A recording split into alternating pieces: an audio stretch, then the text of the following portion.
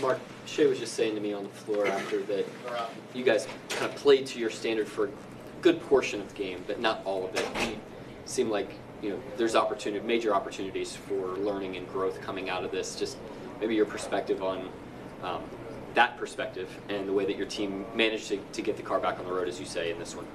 Yeah, I mean, we weren't a 48-minute team tonight, but I never take for granted what the effort it takes and the concentration to win an NBA game. I thought we started the game really well. I thought we started the second half with the right intent. And then that group in the fourth, when they cut it to 4, that kind of staved that off. That group wasn't great in the first half, and I thought they did a much better job in that part of the game. So there was some positives, and overall on the trip, I thought there were a lot of positives. We took a step forward. We're better now than we were when we left home, and that's the goal when you leave for a 8-day road trip. Mark, what did you see in those 2 middle quarters, specifically, I guess more specifically thinking on the turnovers? I mean, we just weren't as sharp as we can be, and at the end of the day, it's a long season. It's an 82-game season. It's a 48-minute game. You're not going to live, in a thriving state all the time. And the important thing is recognizing when you're not there, getting yourself back there as fast as possible, course correcting. That's been a strength of the team. We're not perfect, but we do a good job of recognizing when we're not perfect and then, getting back above the bar. It's hard to overreact to anything because you guys have lost 6 times all year. But when Shea comes off the floor, you just mentioned that lineup. I guess, what have you seen when he comes off the floor, and then what does it take for that lineup to maybe not dig itself in a hole that it has to, kind of come back from? Well, we've outplayed our opponents in those lineups, mainly because of the defense. But I was complimenting them for their job in the fourth. I thought they opened the game back up, and they brought a defensive disposition in the fourth quarter that kind of separated us in that game. It wasn't great in the first half, but I mean, we're more focused on the standard that we play to collectively. It's not when Shea's on or Shea's off or specific to a lineup. And the team's done a great job all season of playing, up to that. And like I said, when we're not at that bar, getting to it, in game, course correcting it in game. Mark, more generally than just tonight, but Shea is really good going to his left for a right-handed player, and he really likes going to his left. Seems to do it more than going to his right. What makes him so, I guess, confident going left as a right-handed player as often as he does? I don't know. You'd have to ask him. He could answer that a lot more accurately. He can go both ways. He's got solutions going both ways. He does gather the ball in his left hand quite a bit. He's got a lot of stuff off of that, but he can do it going right too. Teams try to directionally send him right from time to time, and he handles it well. He's got solutions to about everything at this point, but he's just really skilled. You're not that good. He's the top of the scouting report every night, and yet he's able to get places on the floor and still find his stuff at a very efficient level. And so, you have to have a lot in the toolbox in order to do that. Is it about getting to that step back for him when he goes left, or?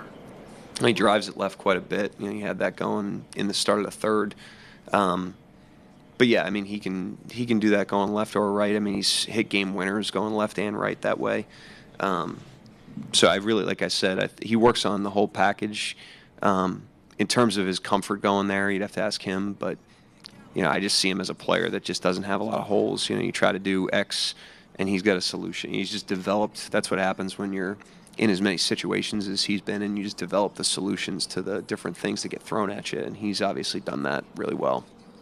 Mark, another 3-steal game for J-Dub. I mean, those are the visible, tangible aspects of his defense, but what are some of the invisible parts that you talk about that maybe we should be watching for when we watch J-Dub defensively? I mean, a lot of those on-ball ones, it starts with, catching the initial drive, chesting the initial drive, and then it makes the ball handler stationary, and now they have to kind of wiggle away from him, without any sort of forward momentum. So I think there's the invisible thing is his ability to kind of catch those plays and catch the point of attack, and now you've got kind of a static player that's trying to use their handle to shake you free, and he's got great length and tenacity and all those things. Is that catching, is that footwork playing with his chest? Like, what goes into that? Yeah, both anticipation. Kenrich Williams had a good one tonight. It's a huge fundamental in the NBA, especially with how dynamic the offensive players are. Every player on the court, can kind of shoot, pass, and drive these days. So you got to be able to really catch those guys. Kaysen's obviously great at it. Dort, we've got some guys that can counter that skill with the individual D. Speaking of Kaysen, he has 11 in that form for a few assists. Just what did you see from him then, and I guess what have you seen from him as far as those parts of the game where you probably have to buckle down?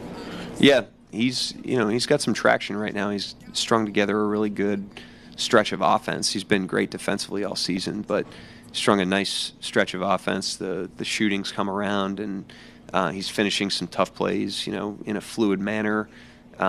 Finding those cuts, that's still part of his game.